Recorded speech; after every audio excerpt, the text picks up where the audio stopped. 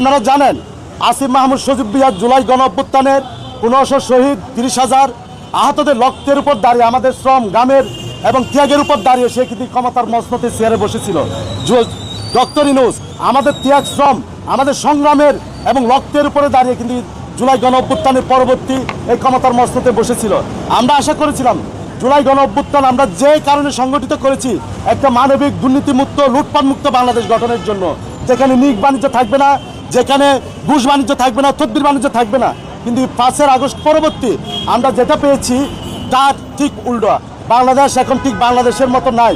আপনারা দেখেছেন ওই গুলশানের একটা চাঁদাবাজির মামলায় জানে আলম অপু সাথে সিসিটিভি ফুটেজে আপনারা দেখতে পাচ্ছেন আসিফ মাহমুদ ওয়াশিংটনে গিয়েছিল, সে বলে ওয়াশিংটনে গিয়েছিল কিন্তু সে চাঁদার জন্য গিয়েছিল।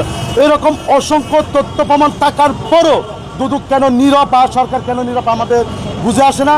আমরা আশা করব যেহেতু এই সরকারে, অন্তর্বর্তীকালীন সরকারে সবচেয়ে বেশি দুর্নীতি, অনিয়ম, তদবির যার বিরুদ্ধে অভিযোগ এসেছে সেটা হচ্ছে আসিফ মাহমুদ সজীব ভুঁইয়া এবং মাহফুজ আলমের বিরুদ্ধে।